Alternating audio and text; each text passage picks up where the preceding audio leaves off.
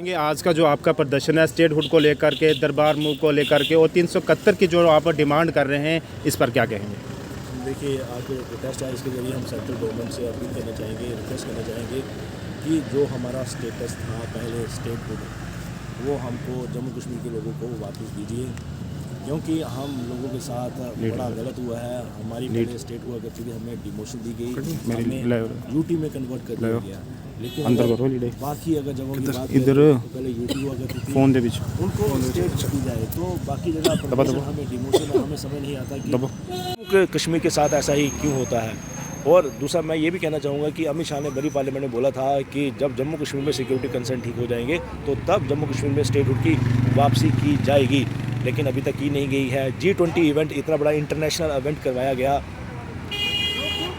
Central government ने डोल नगाड़े के साथ पूरी दुनिया को बताया कि यहाँ पर सिक्योरिटी कंसर्न ठीक है, लेकिन जब आप स्टेटहुड देने की बारी आती है तो कोई ना कोई बहाना लगाया जाता है।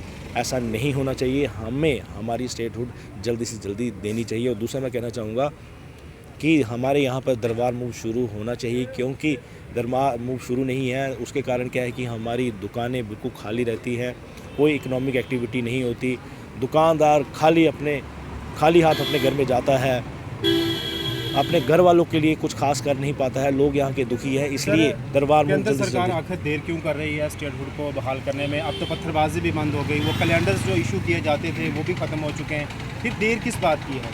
देखिए, बिल्कुल समझ नहीं आ रहा है ऐसा क्यों हो रहा है। जैसे मैंने कहा कि बोला गया था कि सिक्योरिटी कंसर्न ठीक हो जाएगा, अब उनके हिसाब से सब कुछ ठीक ठाक है तो देना चाहिए।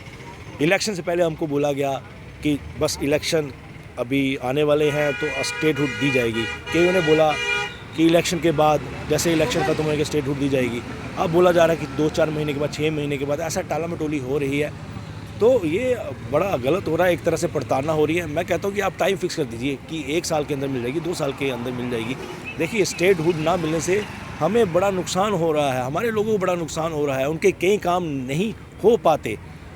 सर, आप बात करें 371 की, जम्मू में इससे पहले भी 371 की आवाज़ उठी है और 371 बहुत सारी स्टेटों को जो है वो दिया गया है। महाराष्ट्र की बात करें, गुजरात की बात करें, नॉर्थ ईस्टर्न स्टेट की बात करें तो वहाँ भी 371 जो है लागू है। फिर जम्मू कश्मीर में आखिर क्यों? क्योंकि 370 हमेशा के लिए ख़त्म हो चुका है। देखिए, मेरा ही मानना है कि हमारे जम्मू कश्मीर के, खासकर जम्मू डिवीज़न के लोगों को बड़ा फॉर ग्रांटेड लिया जाता है।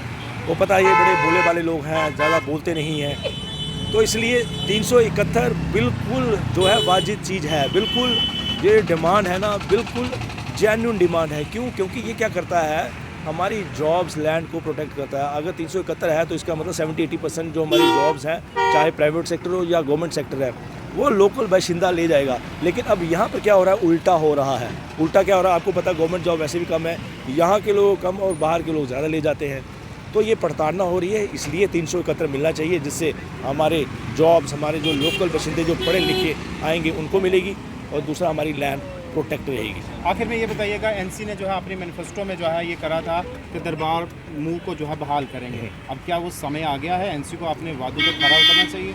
देखिए, उन्होंने बहुत वादे किए थे, मैं उम्मीद करता हूँ कि वो वादे जल्दी से जल्दी वो उनको इम्प्लीमेंट करे। चलो, अभी मान सकते हैं उनकी सरकार नई बनी है, जितने भी वादे हैं उनको थोड़ा टाइम दिया जाना चाहिए, वो टाइम पे होने चाहिए। अगर आप वो नहीं करते हो तो फिर अगेन हमको आपके सामने आना पड़ेगा, पीसफुली प्रोटेस्ट करना पड़ेगा।